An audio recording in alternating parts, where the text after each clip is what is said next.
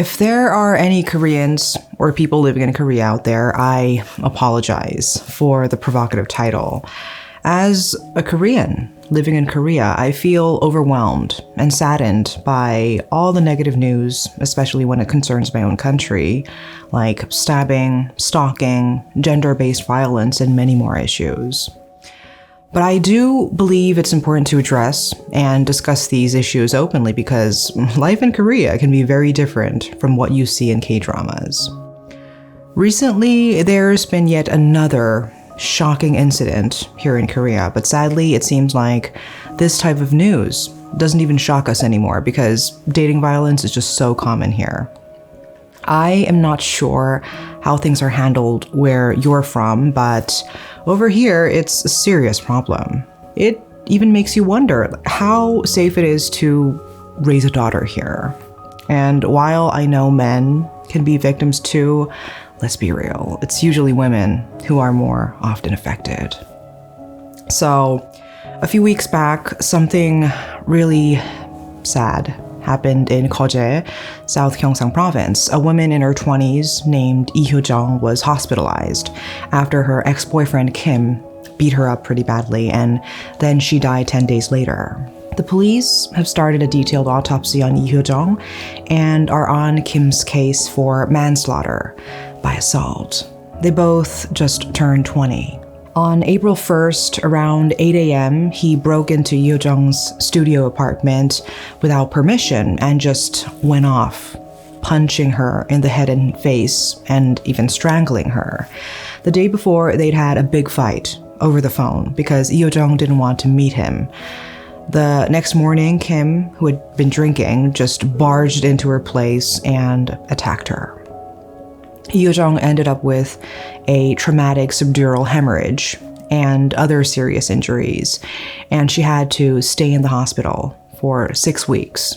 While she was there, she even wrote down what happened and told the police she wanted Kim to be punished. But then suddenly she got a high fever and passed away on the night of April 10th. After she died, the police charged Kim with manslaughter and quickly arrested him on April 11th at 1:22 a.m. But here's the crazy part. By 9:20 a.m. that same day, he was released because the prosecution wasn't buying the story. They saw there was a lack of direct connection between Kim's assault and Lee's death. They also said that the emergency arrest didn't hold because Kim was cooperative. He had already admitted to the assault, informed the police of his location, and there was no need to rush the arrest since they could have simply obtained a warrant. They also mentioned that the police were premature in arresting him before even receiving the autopsy results, so I feel they're being pretty laid back here. Then, the very next day, the autopsy results came out saying Hyo-jung died from sepsis caused by multiple organ failure. The police are still saying they can't directly link Kim's assault to her death yet. But seriously, how does that even work? Like, how is it not direct?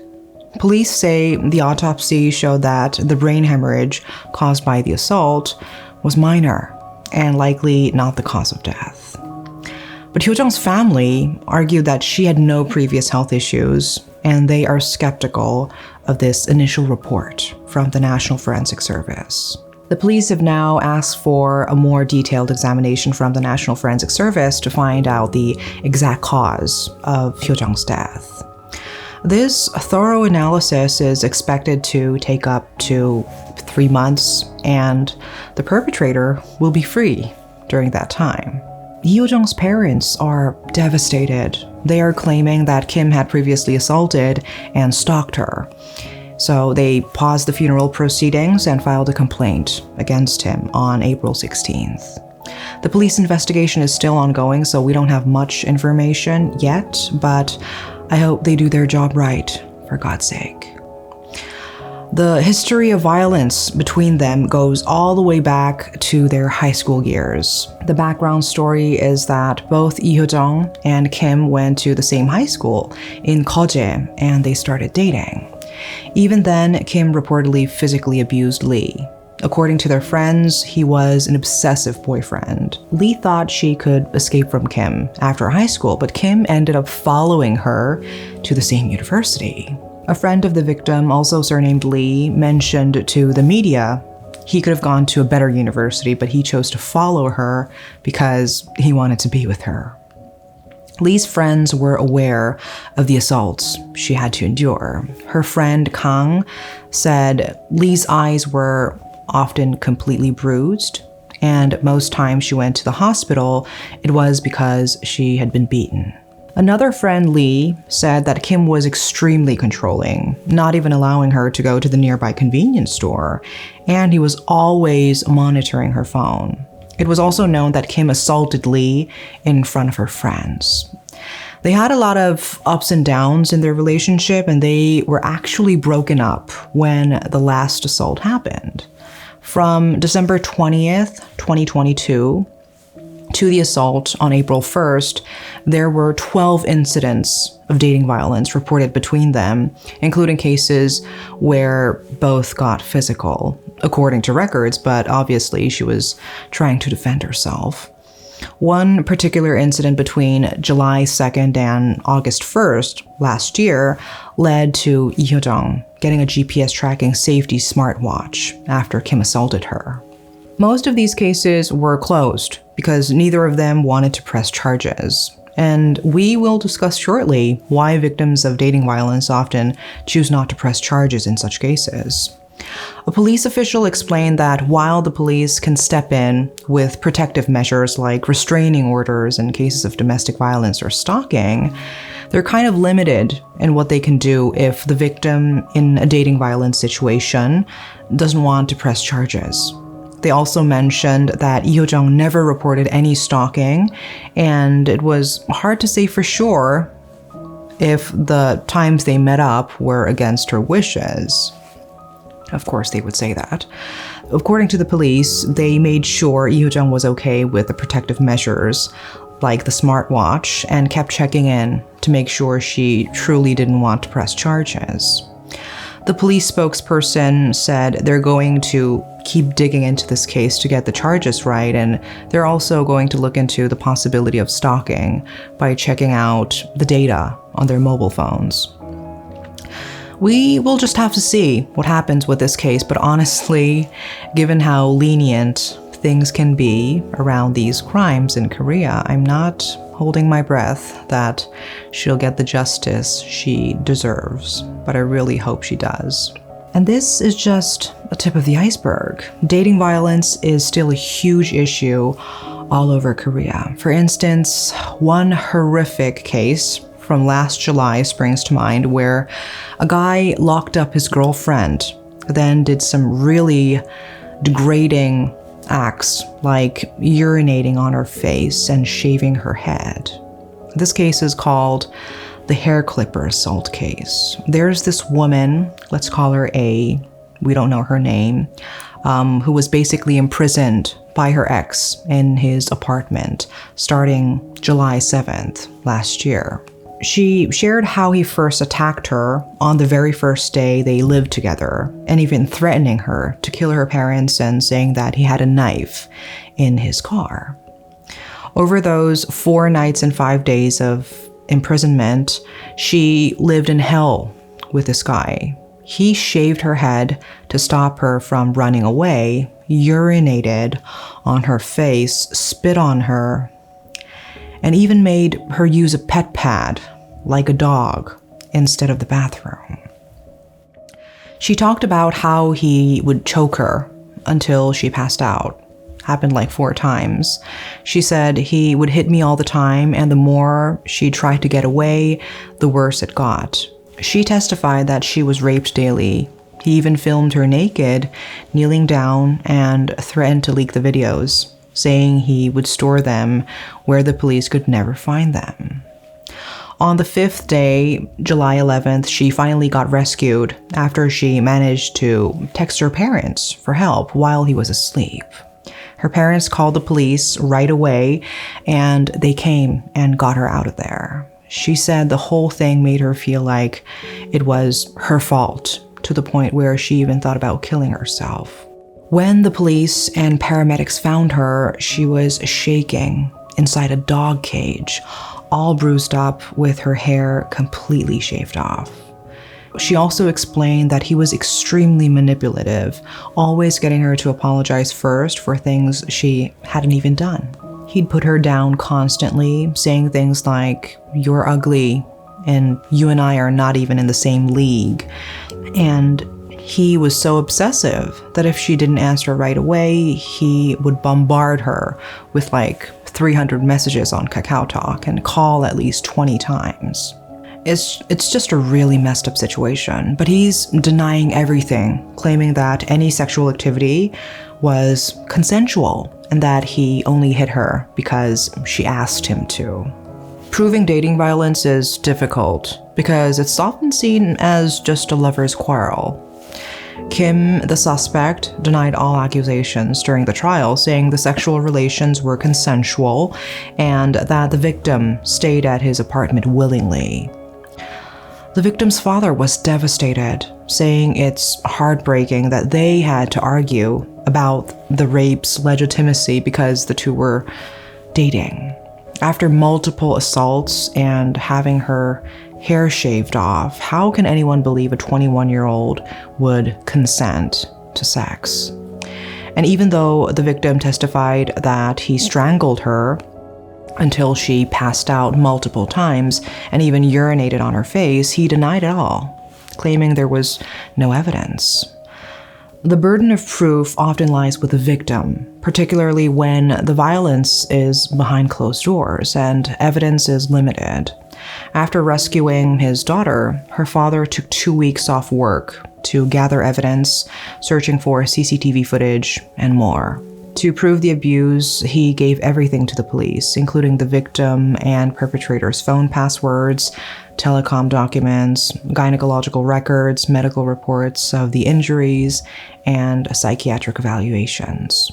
The victim's father spoke to the media about the impact all this has had on his daughter. He said she can't even look at herself in the mirror without breaking down and crying because of her hair. She ended up taking down all the mirrors in her room. She's only 21, at an age where she should be enjoying life, and it just breaks his heart to see her like this.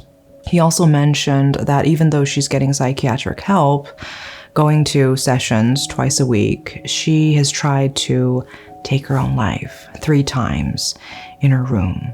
She hears voices that she can't control, gets overwhelmed, starts crying, and then just collapses into sleep. It's just really tough on her. He basically destroyed the life of a young woman who had so much ahead of her. So the prosecution charged the perpetrator with violating special laws against rape and sexual violence, in addition to charges of confinement and making serious threats, totaling 7 charges. They pushed for a 10-year prison sentence earlier this year on January 9th, but on January 31st, the court handed down a 7-year sentence in the first trial. But he recently decided to appeal on the grounds that the sentence was unjust, so the case is still ongoing. The trial process itself is incredibly difficult for the victim. While still receiving hospital treatment, she had to attend court twice to testify. Each session lasted over 4 hours, and during the trial, the defense attorney repeatedly insinuated that the victim might be to blame, with questions like, "Isn't it because you were caught with another man? Didn't you have sex in unseen areas like the rooftop and stairs away from CCTV? And wouldn't it be impossible to shave your head if you were resisting?" The victim had to take sedatives to manage her testimony, and eventually she passed out during questioning. Her father, witnessing all this, was outraged. He said the questions were irrelevant and cruelly cornered her. This wasn't just secondary victimization, it was complete destruction of a person. I can't believe This kind of insensitive questioning is still happening in Korea today. Since the incident, the victim has been hospitalized in a psychiatric facility to receive treatment. She once dreamed of becoming a soldier, but now struggles with daily life due to trauma-induced hallucinations, visual disturbances, and sleep problems. She is also undergoing electroconvulsive therapy to erase the memories of the event. She is terrified of retaliation. She said the perpetrator knows her home address and her family's routines. The perpetrator used to threaten her that he would hire a good lawyer to get out soon and come after her and her family until the end. Experts say that ongoing dating violence can lead to more severe crimes, such as retaliatory murder. A recent example from May 2023 in Seoul's Kumcheon district demonstrates this. A man in his 30s killed his live-in girlfriend in retaliation just an hour after the police questioned him about a previous domestic violence incident. He waited in the underground parking lot of her apartment for about an hour before committing the murder. The police caught the suspect approximately 5 hours after the initial report while he was fleeing in his vehicle. But unfortunately, by then, the victim had already died. Following this, the police planned to apply for a detention warrant the next day. Well, that could have happened earlier. There are instances where, despite victims wanting punishment, offenders aren't detained, leading to more serious offenses. For example, in 2018, a man in his 30s who had been previously investigated for repeatedly assaulting his live-in girlfriend murdered her a month later. Although the police requested an arrest warrant in March of that year after he assaulted her and tried to set their home on fire, the court denied it, citing the unlikelihood of him fleeing. He committed the murder shortly after being released. The persistence of dating violence is often linked to the legal concept of semi-consensual, non-punishable offense, where punishment cannot be administered without the victim's consent. Most dating violence cases are treated as simple assault, punishable by up to 2 years in prison, or a fine not exceeding 5 million won. But if the victim withdraws their consent for prosecution, no charges are pursued. And since perpetrators often know personal details about the victim's residence, workplace, and family, many victims fear retaliation and choose to settle the matter privately. Unlike domestic violence or stalking, there's no legal framework in Korea that allows the police to take immediate and decisive actions in case of dating violence. For domestic violence, the law enables police to issue an emergency protective order if there's a risk of recurrence. In stalking cases, the law requires the immediate separation of the offender and the victim, with a restraining order available upon the victim's request. But in dating violence situations, victims must explicitly request such immediate protective measures. And many wonder why victims remain in abusive relationships. Typically, perpetrators isolate their victims from friends and family and exert control, often escalating to physical and sexual abuse. If gaslighting is involved, it can further complicate the victim's ability to communicate their situation to others. Experts explain that dating violence often starts with psychological manipulation, like gaslighting, before escalating to physical abuse. This means that perpetrators control their partners, both mentally and physically, highlighting the need for careful protection in these cases. The urgency for new laws is clear, given the sharp rise in dating violence reports and arrests. According to the National Police Agency, arrests related to dating violence in 2023 reached 13,939, a 41% increase from 2019. Similarly, the number of reported cases jumped by over 26,000 in 4 years, totaling 77,150 in 2023. Despite these concerning statistics, legislative efforts to protect victims of dating violence are stalling.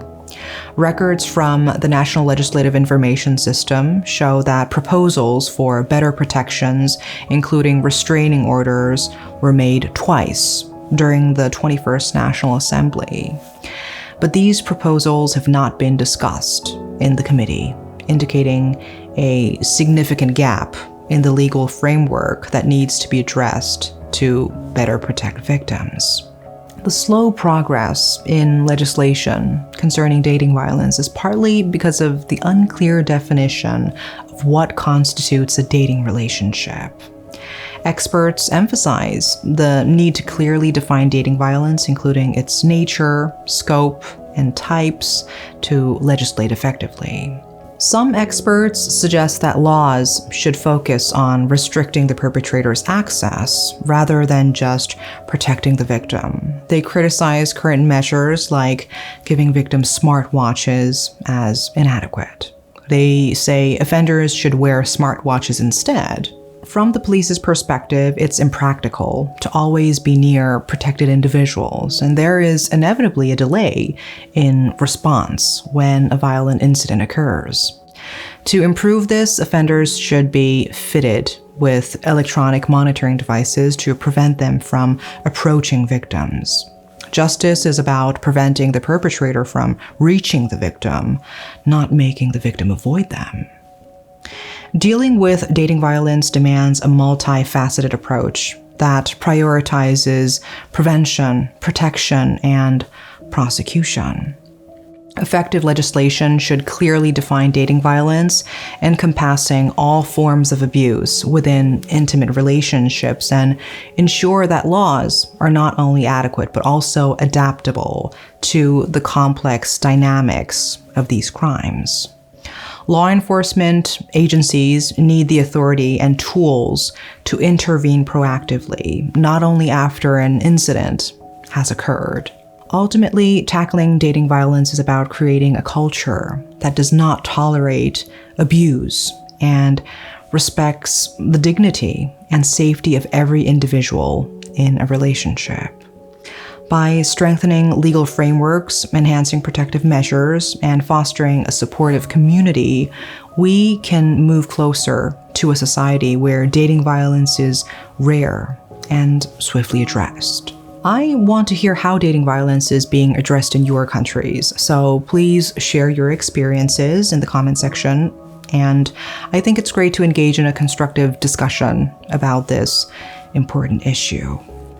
That's all for today's episode, but I look forward to continuing this conversation and learning from each other. See you in our next episode.